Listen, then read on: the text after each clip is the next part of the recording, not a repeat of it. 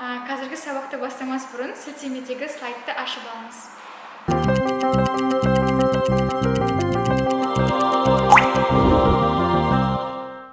So, hello guys, I'm really happy that you have finished the first grammar section of your English course, and I hope that was really useful for you.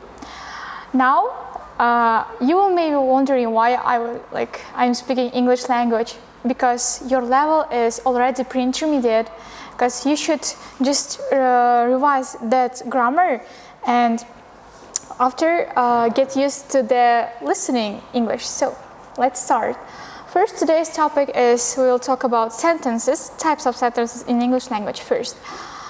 There are actually three types of sentences. The first is just simple, compound, and complex. So let's talk about each other separately and elaborate on their structure and their format. Firstly, so what is a sentence? Sentence is a group of words, yes, that makes sense on its own, that makes sense. Here, as you know, in Kazakh and Russian, the main thing is that you have an verb and subject. Yeah, sentences sometimes can be silly, but still they make sense. For example, like the dog eats a cat. Yeah, it's a very silly sentence without any, you cannot think that the dog can actually eat the cat, right? But it's a sentence. Why? Because it has a subject and verb. Next, for example, another example as you can view on your slide is the rainbow dog flew over the sun. Yeah, it's also very strange, but here rainbow, it's our subject, and flew, it's our verb. It's a sentence. As I have mentioned before, a sentence needs to have a verb, so doing word, and a sentence needs to have a subject. So something that does, or someone that does the action, okay? Now we'll play a game with you. If you're at home or with your classmates, just it will be a little fun for you. Firstly, now I will read some sentences, or you can read them in your slide. You should stand up when you think that you hear a real sentence, but you should sit down when you think that that is not a sentence. There is no verb or there is no subject, okay? So let me repeat to you. Verb is something that is done, and subject is someone that does it, okay? Next, be careful. Always remember to ask yourself, does it actually make sense? Okay? Does it have a verb and subject? So these two are the main components of sentence. Without them, there is no sentence. Look here. There are 8 planets in the solar system. So, yeah, very good. It is a sentence. First, are is our verb, whereas planets is our subject. Next. And hurt his knee. Okay, let's think. Stand up if you think that it is a sentence, or just sit down if you think that it's not. And hurt his knee. So look here. We have a verb. It's hurt. But where is the subject? Yes, you are right if you are sitting, because there is no subject and this is not a full sentence. Next. The horse galloped around the racetrack. Okay, do we have a subject here? Yeah, it's a horse. So what about the verb? Yes, it is galloped. So you are right if you were standing up. Ready for dinner. Ready for dinner. Ready, it's our verb. Let's search our subject. Yeah, as you have noticed that there is no subject. The true sentence will be, I am ready for dinner, or you are ready for dinner. and or she is, Tom is ready for dinner, or Aisha is ready for dinner, anything, but not only ready for dinner, okay? Remember? Now, let's talk about other types of sentences. Next is compound. Let's repeat simple sentence. So simple sentence is also called an independent clause. It contains a subject and a verb and expresses a complete thought. So independent clause means expresses a complete thought. For example, Scott plays soccer in the morning. It's a simple sentence. Why? Because we have subject and we also have a verb, and this sentence is completed. Completed means finished. Or birds wash themselves in our bird bath. So birds, subject, wash, verb. Tom can read chapter books. Tom, subject, read, can read, it is a verb. Now let's move on compound sentences. I'm sure that you have listened about them in Kazakh grammar or Russian grammar.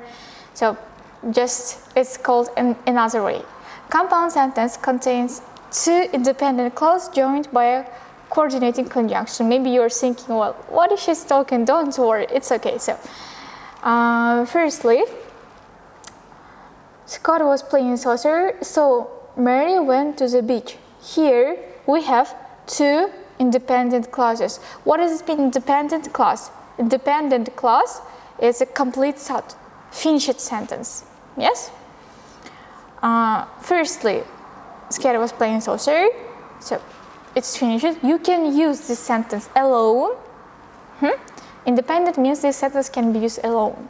And so Mary went to the beach. There can be a dot instead of comma here between them. What does it mean, coordinating conjunctions? It is fun, boys. It's very fun grammar in English. First, coordinating conjunctions connects clauses and phrases. Firstly, for example, F stands for the conjunction for. A stands for conjunction and N stands for conjunction nor, B for but, O or, Y yet, and S so. Why do we use them? We use them in order to connect two independent clauses. Okay? For example, use one of the coordinating conjunctions to join the following clauses together and write the new sentence in your workbooks. Here, let's look at these examples. Here, Jake draws a car, something, Mary reads the map. As you can see, there are two independent sentences. So, here, Jake draws a car, something, and Mary reads the map. So we need something to connect them. We cannot just put the comma, okay? And the conjunction and helps here. Next, Jane is coming over. First sentence, it's independent because we have here Jane. Jane is our subject. Is verb. We can go for a swim. We, subject, can go, verb. It means we have two independent clauses. Now what? Two simple sentences. We need something to connect them. And for the meaning, so comes here.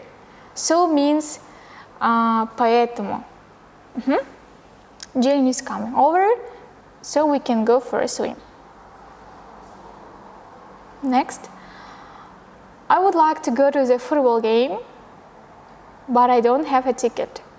So first, I would like, I, subject, would like, it's our verb. Next, I don't have a ticket. I, subject, don't have verb.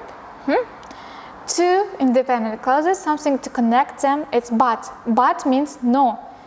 Why this conjunction is here useful? Because these two sentences have an opposite meaning, okay? Next, complex sentences. Here, compound sentence was two independent clauses, whereas complex sentences, one independent and one dependent, which means one sentence can stand without another, but the second sentence cannot. Let's look at the example. Scott wore his football boots because he was playing soccer. So if you say, because he was playing soccer, it is dependent clause. It's not independent. Why? Because you cannot use the sentence alone.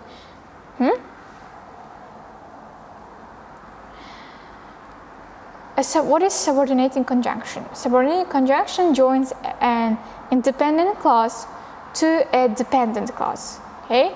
So it also can be put at the beginning of the sentence, middle, or at the end. Here are some examples of subordinating conjunctions: after, also, as, in order, at least, and others. Now let's look at these examples as usual. When he finished reading his book, he returned it to the library. When he finished reading his book is our dependent sentence, remember, because sentence in which has a subordinating conjunction cannot be independent. Even if there is a subject and verb, but as the meaning, yes, if you translate this sentence, you will get what I'm talking about, okay? So let's try to translate it and think that the sentence, when he finished reading his book, is not finished, it's not completed, okay? From the other side. Okay, he returned it to the library. It's a simple independent clause because you can use the sentence alone. Next, complex sentences. I will make the beds while you cook breakfast. I is our subject. Will make verb. While subordinating conjunction, you cook breakfast. While you cook breakfast is at the time, yes, you cook. You, subject, cook, verb, and while you cook breakfast is our dependent clause, so it's a complex sentence. The children saw many interesting science experiments. The children, subject, saw, it's our verb, when they went on their excursion. I hope that everything was understandable. If you cannot fully understand, you will look at the file that will be attached to this lesson with translation of the sentences, with the guide, and in Russian or in Kazakh. So after you will understand, I hope, and do the exercises, okay?